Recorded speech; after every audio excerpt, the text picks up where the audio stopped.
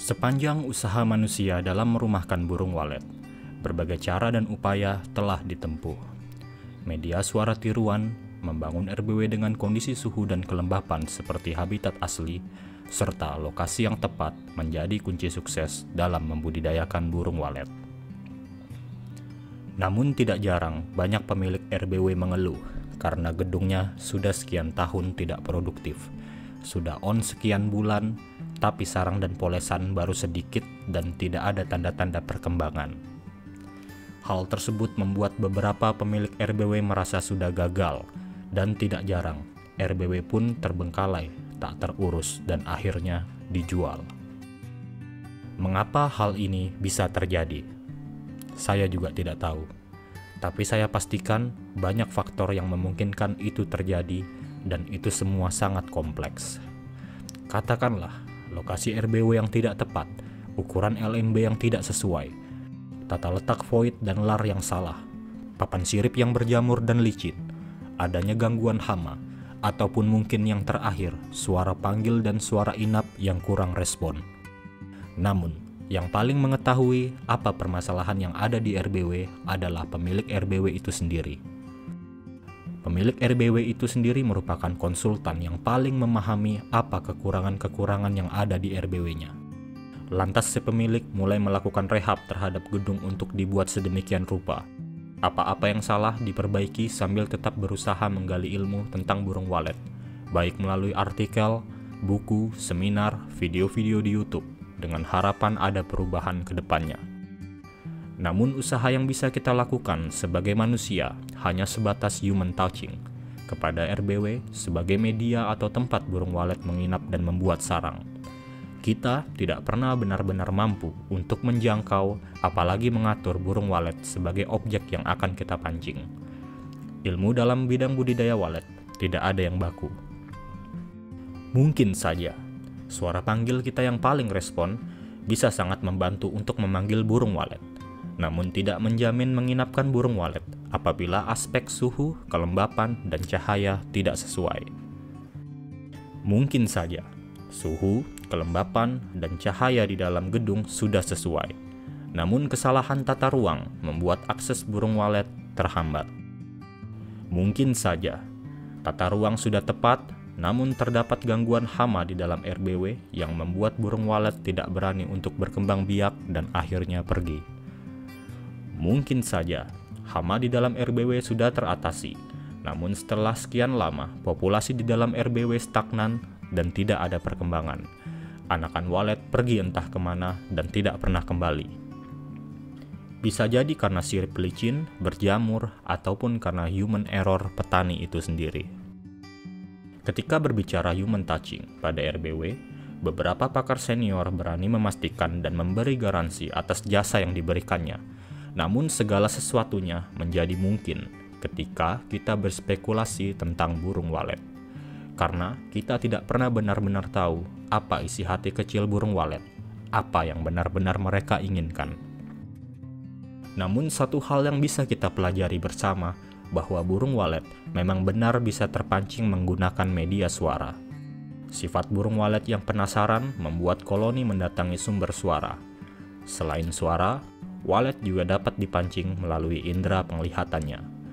Di mana ada koloni walet berkumpul, sepasang demi sepasang burung walet akan ikut berkumpul. Itu karena adanya rasa penasaran. Rasa penasaran tersebut membuat walet untuk merespon sumber pancingan. Rasa penasaran itu seharusnya bisa terbayar ketika burung walet sudah mendatangi sumber pancingan. Ibaratnya, kita sebagai manusia ketika penasaran dengan sesuatu, tentu kita akan mendatangi sumber rasa penasaran tersebut. Namun setelah berusaha mendatangi sumber dari rasa penasaran itu, kita tidak mendapat kepuasan atau ekspektasi awal yang kita harapkan, sehingga yang terjadi adalah kita akan kecewa dengan semua itu. Mungkin begitu juga dengan burung walet.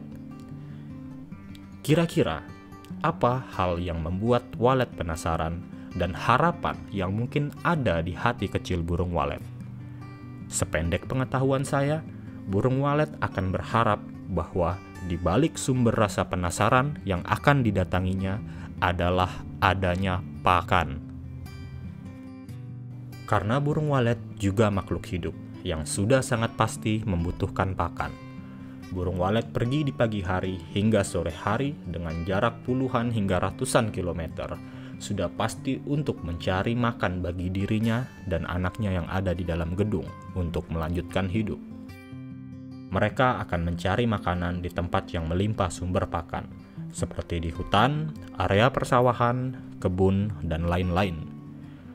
Tidak ada suara panggil yang on di wilayah itu, namun banyaknya walet yang berkumpul mengundang rasa penasaran bagi walet lainnya untuk ikut berkumpul, dan rasa penasaran tersebut terbayar bila pakan yang dihasilkan di wilayah itu melimpah.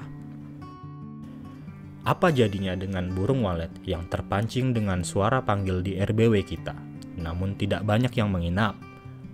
Atau di awal, suara panggil yang kita punya banyak direspon oleh burung walet, namun seiring berjalannya waktu, tidak lagi banyak burung walet yang merespon. Apakah itu berarti bahwa suara tersebut sudah tidak update? Apakah suara tersebut hanya berlaku di daerah tertentu? Apakah burung walet bosan dengan suara itu? Apakah volume dari suara terlalu nyaring? Apakah harus ganti suara baru yang lebih mahal lagi? Bahkan, adakah di antara kita yang pernah bertanya, apa sebenarnya bahasa komunikasi yang ada pada rekaman suara tiruan yang kita miliki? Sahabat budidaya walet, kita tidak bisa memaksakan agar RBW kita selalu ramai oleh burung walet. Sepinya burung walet yang bermain di sekitar RBW tidak berarti bahwa RBW kita gagal. Sebaiknya, kita tidak terlalu cepat menyimpulkan bahwa kesalahan ada pada kualitas suara yang kita miliki. Karena sejauh ini, fungsi suara panggil hanyalah sebatas memanggil burung walet sehingga memancing rasa penasaran mereka. Suara panggil tidak bisa membuat burung walet kenyang. Jadi kesalahan bukan semata-mata karena suara panggil kita yang kurang, melainkan walet hanya akan pulang apabila ia sudah memenuhi kebutuhan pakannya untuk hari itu.